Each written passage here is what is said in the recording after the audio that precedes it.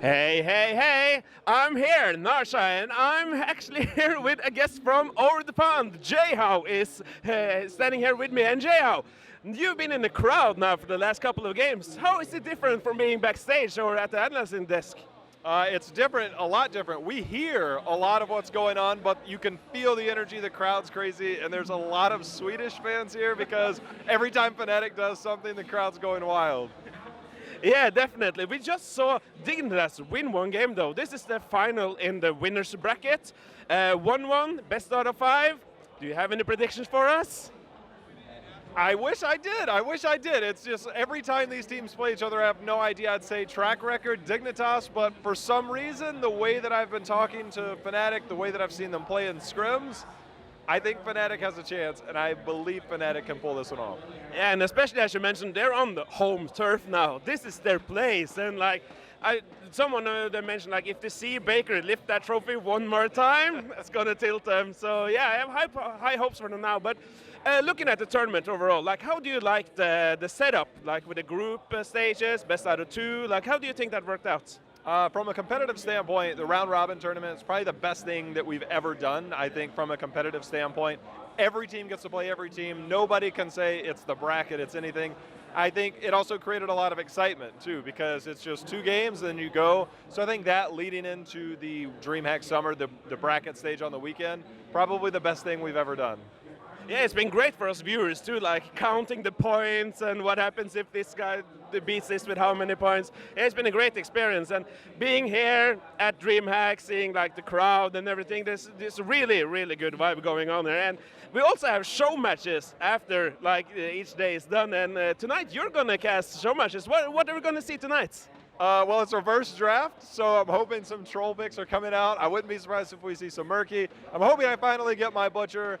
But I don't know. Maybe I'd say some Nova, some Murky is probably likely tonight. I'm excited to cast it because we're probably going to troll it a little bit. Memes will be had.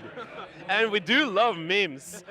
Back on a little bit more serious note, NA have been struggling for the last year. But Roll20, in my opinion, has had a great tournament. They've taken 2 maps off of MVP Black, and I don't think many expected that on beforehand. What do you think about NA's performance? I'd say mentality-wise, Roll20 probably has the best mentality of any team in North America from a group point, from a belief standpoint. I hope that going into the second part of the year, that they find some way to develop more strategies, regardless of if you take a step back doing it. I think that mentality-wise, there's probably none better. So I think Roll20 has a bright future if they do it right. If they continue doing the same things, they'll probably have a ceiling. I want to see them go further. I believe that Tempo Storm has the talent, Roll20 has the talent, and I started to think about Gale Force, but I haven't seen them yet. But I think North America is starting to come around the corner. I did talk to Fan earlier. I had a small interview with him, and he was pretty sure he was going to win BlizzCon this year. I'll comment on that when I see them as a team. I hope the work ethic is there, everything about that. That's a talented team. I just hope they have the right approach, and so we're going to see how that goes. Yeah, a lot of roster changes too on Gale Force this year, and also on Roll20, as you mentioned. Like, I'm really excited to see what they can do with Goku coming in. Like, if that team continues improving as much as they have for the last half year, it's going to look good coming BlizzCon, don't you think? The dynamics of that team, because Goku has been a traditional melee player, I don't know what that does to their team dynamic. It allows Prismaticism to fall back to the backline. He used to play a lot of specialists, a lot of ranged assassins, so I imagine that will be the change, and I think that will help their team dynamic a lot. So I think that, again, as long as they approach it the right way, I think things should work out for them pretty well.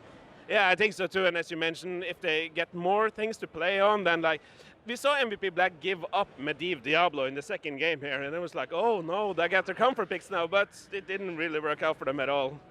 It didn't. I think that it's a fine strategy. It's just that you can't always just run the same thing. Eventually somebody's going to try and counter you, and I think that's what they ran into.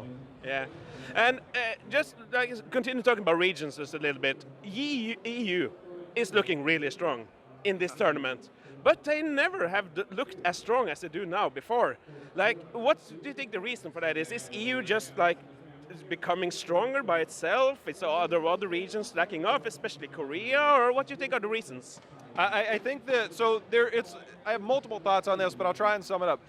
I think that their failures have allowed them to say, hey, we've been together a while, we failed, we have to do something different. And from what I've seen from Fnatic and from the conversations that I've had, they've been picking up stuff from all regions, whether it's playing around Fog of War, whether it's learning how to solo lane, whether it's learning about the macro that they want to do. But they also have changed their approach to where they're more aggressive. They're no longer just passively playing. So Fnatic I've seen the biggest change in, and I think that's kind of the EU between Dignitas and Fnatic. They both learn from each other as well. So I think that the approach from both teams has been a drastic change. I think that come first, second, third, or fourth, I think these teams will undoubtedly be better going forward. I mean, we're already guaranteed a top 2, so things are going to look good for EU going forward and now. Yeah. And just to finish it off, since you're paid to predict, we're going to see L5 versus MVP Black in the loser bracket final. Who's going to win?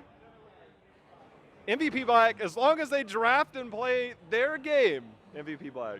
Okay, so let's say MVP Black wins that game, goes forth playing the loser in this. No, EU.